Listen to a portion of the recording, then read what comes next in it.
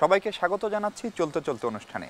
সাথে আছে আমি মাহফুজ মিশু, আর আজকে আমার অতিথি আমাদের সবার খুব প্রিয় মুখ, পরিচিত মুখ, ঢাকায় মার্কিন রাষ্ট্রদূত Dan Mozena. Ambassador Mozena, most welcome to our show চলতে চলতে। How are you? Thank you very much. How are you? I'm great, Mishu. Yeah, How are you fine. today? I am fine.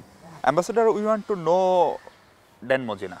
You are the American ambassador here, so you are American Bangladesh.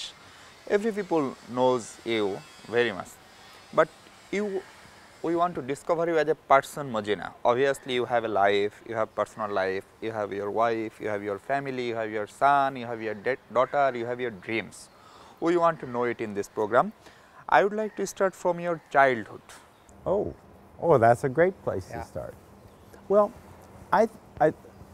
I think the place to start is with the reality that I was born and raised on a dairy farm. Yeah. We had 120 acres, about 50 hectares, which is a tiny, tiny farm. We milked 40 cows, and we had pigs and some beef cattle. Very small place. But for the first 18 years of my life, I lived on that farm twice a day, every day, 365 days a year. I milked cows. I went to a tiny school. Yeah. It was built. Only 12 students were there. Yeah, 12 students. How do you know that? 12 students. One teacher, 12 students, and it was from kindergarten to grade 8. And that school had nothing, but that school had everything. Everything. We had no water, we had no toilets, we had no library. We had one set of encyclopedias. But we had a teacher of passion. Her name was Miss Albrecht. I remember her vividly. Miss Albrecht. Miss Albrecht, she had never traveled in her life. But in her mind, she had been every place in the world. And so for us, we're little kids sitting like this. We don't know anything. We don't know anything. We've never been anywhere. But she's up there and she's describing all these wonderful places in the world. She is your favorite teacher? Yeah. Oh my goodness, yes. Miss Albrecht is everything. And my older brother, the same thing. He's a physician. And both he and I say it's only because of Miss Albrecht. And she just opened her eyes, and she made us so curious. She is alive? No, she died many years ago, but I wrote her a letter. I said, Miss Albrecht, you probably don't remember me, but I'm Danny. They used to call me Danny. Yeah. I am Danny Mozina. I was in your first grade, third grade, and fourth grade class. I skipped second grade. And I said in that letter, you changed everything in my life. Anyway. So, after completion of school, you have started your college life and university life. We want to hear the stories from your university life. Then I went to a wonderful school in my home state of Iowa. It's an agriculture school, but I didn't study agriculture. I studied what was then called government, and now people say political science. But I studied government and I studied history, and I don't know why.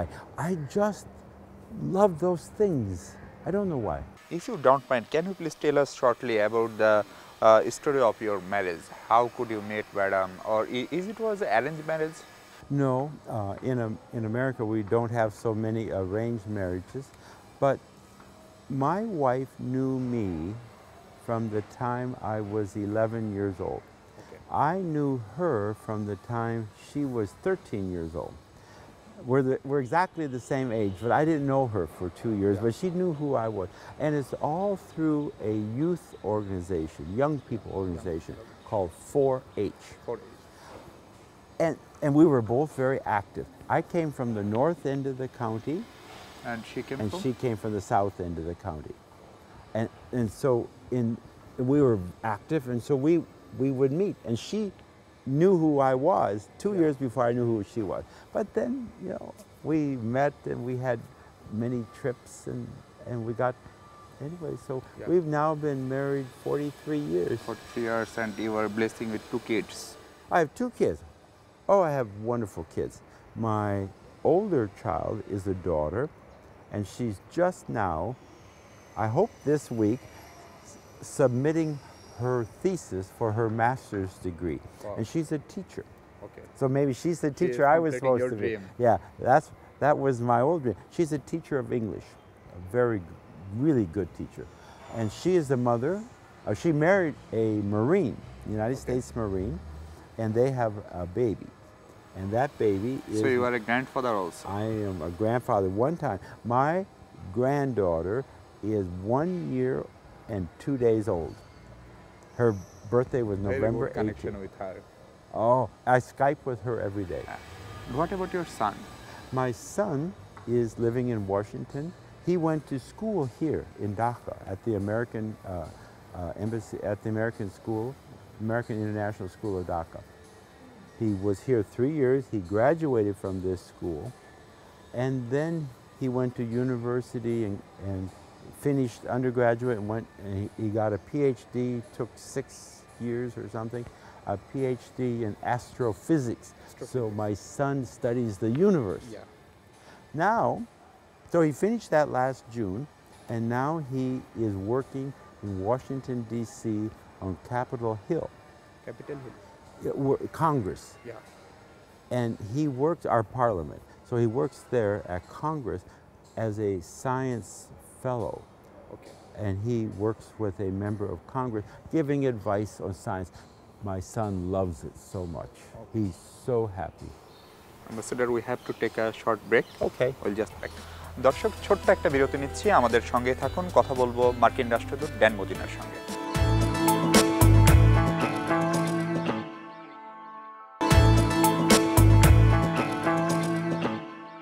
বিরতির পর আরেকবার স্বাগত চলতে চলতে অনুষ্ঠানে। কথা বলছিলাম ambassador Dan মজিনার সঙ্গে। Ambassador, we want to know about your career. Why you were supposed to be a teacher, and but finally you have been a diplomat. And well, that's a great question, and actually the answer goes back to Miss Albrecht, my teacher, in that one-room school. So she painted these images of the world, and I never forget. One image was about the Silk Road. About the Silk Road that connected China with Italy and Europe, the Silk Road, all through. So I remember this like it was yesterday. She's up there talking about the Silk Road, and I must be like 9 years old, and I'm sitting there in the little chair like this, and I'm thinking, oh, I want to see the Silk Road someday. I want to walk on the Silk Road someday. I remember thinking those thoughts. Of course, this will never happen because we come from a farm. It's the last farm on the lane. The lane ends on our farm. No farm after us. So you can't move. We're the end. We're the end of the world, literally and figuratively.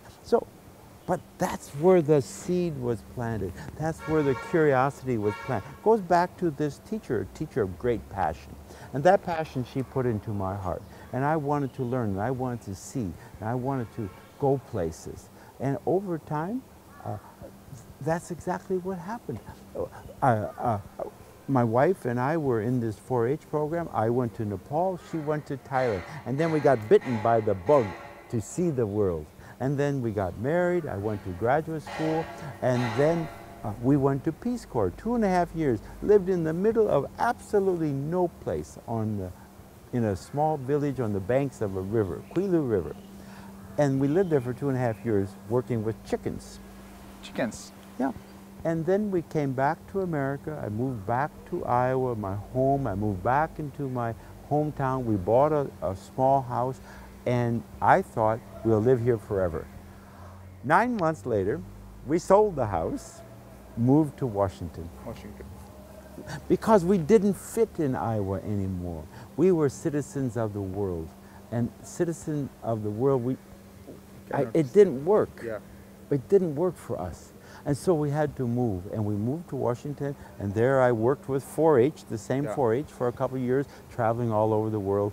And then as I learned about the Foreign Service, then I took the test and joined the Foreign Service. So that's how I got in the Foreign Service. All goes back to Miss Albrecht. But there's a direct link to Miss Albrecht. So here's Miss Albrecht talking about the Silk Road. And I'm thinking someday I am going to walk on the Silk On Road. the Silk Road. And then we were posted in Pakistan. What year was that? 95 to 98. We're in Pakistan.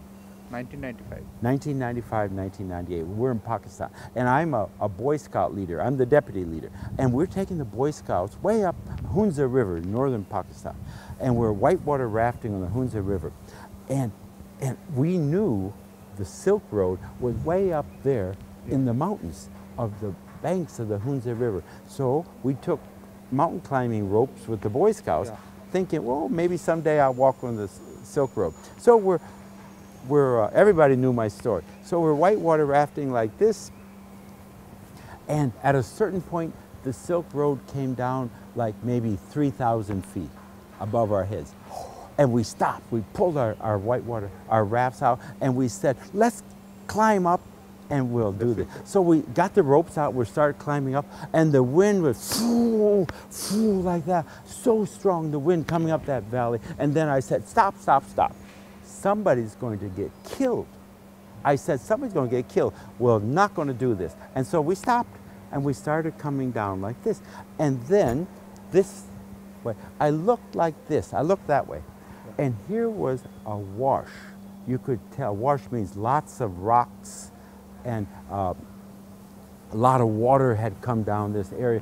And I don't know why, but for some reason, I went 50 meters across this steep mountain. I went to that wash and started climbing up the wash. And then every time I came to a wall of rock, there'd be a hole through it. And I'd crawl through the hole and pop up on the other side. I kept going, kept going, kept going. All of a sudden, I'm standing on the Silk Road. I'm standing on the Silk Road. This is my dream from 3rd grade. And way down there, you can see all the Boy Scouts, and I'm going like this to come up, and they all come up. And we're all standing on the Silk Road. So want to know your observation regarding South Asian people? Well, I never think about South Asian people. There's no such thing as South Asian people.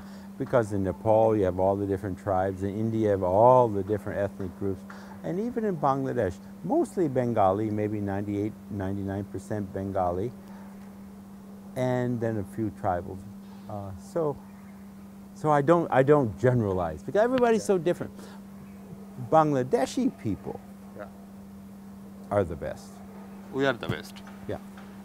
How? Why? For many reasons. Bangladeshi, what I like most about Bangladesh, I come from a place where people work hard. Bangladeshis work hard. Watch how Bangladeshis walk. When I'm sitting in traffic, I watch the sidewalk.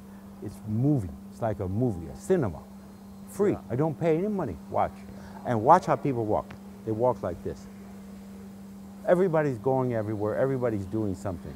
Everybody's moving. Yeah, moving, but with purpose. They're going somewhere. People are creative. They're very generous people. And entrepreneurial people, most entrepreneurial people. I love that trait. I come from a place where people have to be entrepreneurial. You live on a farm, something breaks, you got to fix it. Who else is going to fix it? There's nobody else there, it's me. You fix it. You learn to fix things, and you become very clever. And then, of course, Bangladeshis are the most tough people. Tough people. So those are traits. Those are Bangladeshi traits. I don't say South Asia. I say Bangladeshi. Those are Bangladeshi traits. Ambassador, I love those traits. Before joining here as ambassador, you were a teacher for 1 year in. Oh yes. And you were that was National Wire College. So your all dreams come true finally. Yeah, it's funny. I'm a very lucky person. Do you know, I've been in the Foreign Service 33 years. I've been ambassador twice, and I have other nice jobs. And in all those years, every time I would say to my mother, who's still alive, 93 years old, very sharp, and I would say to my mom, "Oh, Mom, I'm going to be the ambassador to Angola." And she would say, "Oh, that's nice." And that was fine, end of it. And one day I called Mom and said, "Mom, hey, guess what? I am going to be a teacher, a professor at the National War College. And then she said, finally, she said, finally, finally, you are doing what you always should have done. You're a teacher. She said, I always knew you had to be a teacher. And so in all these years, that was the thing she's most proud of. If you ask my mother, because her dream came true. her dream come true. She would say the best thing Danny ever did in his life was to be a teacher at the War College. That's what she said. She always wanted me. And so maybe now when I leave Bangladesh, I'll go back, I retire. I have to retire because we have an age limit. Yeah. And maybe I'll teach again because I really like to teach. Yeah. I really like to teach. I don't know why. Ambassador, again it's time to take a break. Okay. দর্শক আবারও একটা ছোট্ট বিরতি নিচ্ছি কথা বলবো ambassador Dan মজিনার সঙ্গে আমাদের সঙ্গে থাকবেন নিশ্চয়ই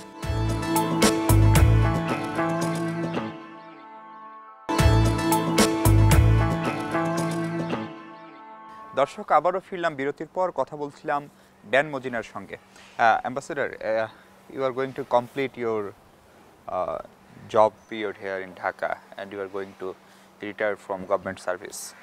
So last 3 years I recall your first press conference and you said you want to discover Yes. Bangladesh and congratulations, you have really done it. You are the one and only ambassador here in Dhaka who visited 64 districts. Many of Bangladeshis can't do that. So many people How thought many of you visited? I have visited. I have All visited, 64? yeah, Oh due to my my profession. Wonderful. But you have visited, and many people thought you know Bangladesh better than many Bangladeshis. So why you have done this? Why you have to visit 64 district here? I had two reasons. And this is what I told the then president, the late president, Zila Rahman, Yeah. when I gave him my Yeah, credentials. did And I said to the president, I said, I am going to visit all 64 districts. He said, that's a good thing to do. He said, why are you going to do that? And I said, two reasons.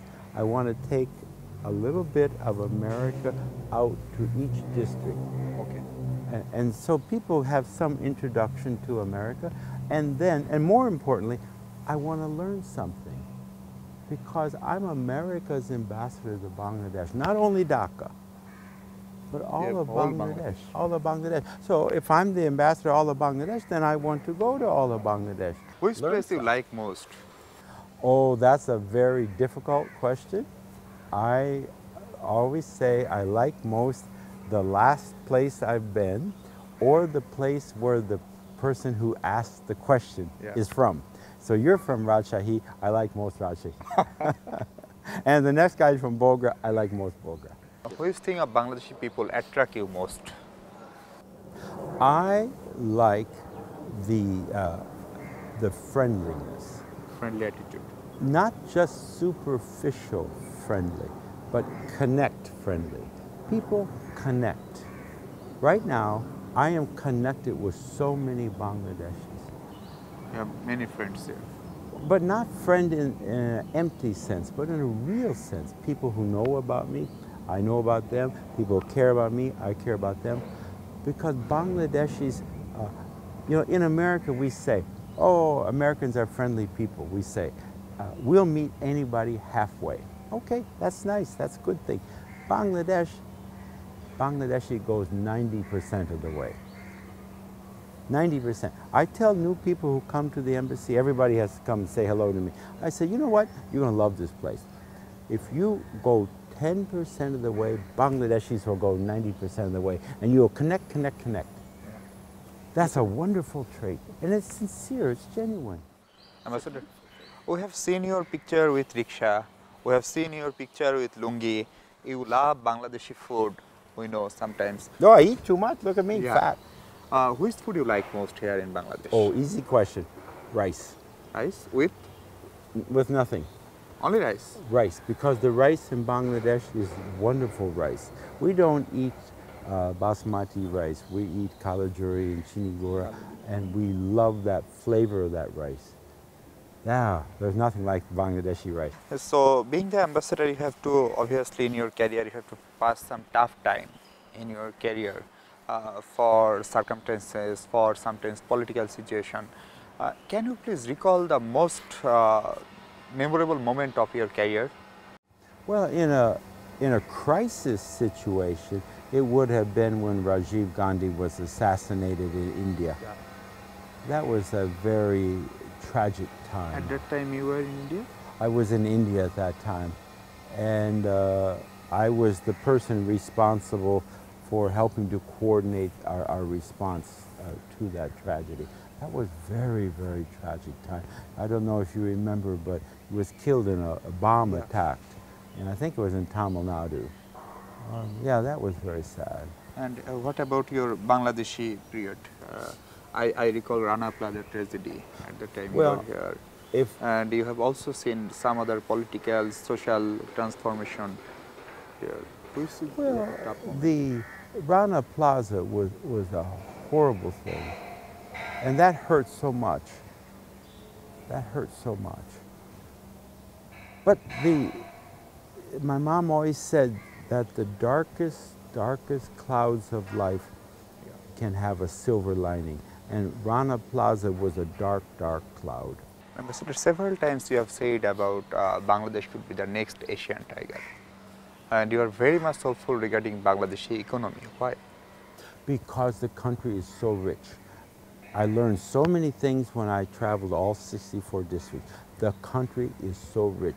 The people are so industrious, hardworking, entrepreneurial. So yes, everything is here to be an Asian tiger. It should be the largest exporter of apparel in the world. It should be a huge global player for generic pharmaceuticals, for shoes, for finished leather goods. Oh, so many things, for frozen shrimp and bone china and IT, software development, semiconductor production. Oh, the list goes on and on. So many things, jute and silk, and all this stuff. And all these things create an Asian tiger. Of course, there are obstacles, there are challenges. Education is the biggest challenge. My last question, you said you were here for strengthening, broaden the Bangladesh and US relationship. If I suggest you to evaluate yourself regarding this issue, how much you could? Well, when I look at the partnership between Bangladesh and America, that partnership today is broader, is deeper, is stronger than ever before. In absolute terms, that's not just diplomatic speak. It is a powerful partnership. And I'm really proud to have added a little bit to it, and my successor will keep adding to it. So if I told you, if you think Bangladesh after 10 years or 15 years, where you would like to see Bangladesh? Well, Bangladesh has to make a decision. Only Bangladesh can do this. Are you going to address the infrastructural challenges? Are you going to address the governance challenges? Corruption, red tape, lack of rule of law, threat of political instability, and then education, of course. Are you going to resolve those? All can be resolved. If with commitment and will, all can be resolved. Then Bangladesh is an Asian tiger. Then Bangladesh will be a middle income or higher country. Then Bangladesh will be like Malaysia and these other places. Very prosperous. People will live well. Because these are hardworking people. Ambassador, want to finish about your dream. What's your dream now? You are now 65. You are almost, you have seen all the world, you have seen Bangladesh, you have seen America. So what is that dream that not yet came true? Oh, one always has dreams. And a part of my dream is to give back to the Foreign Service.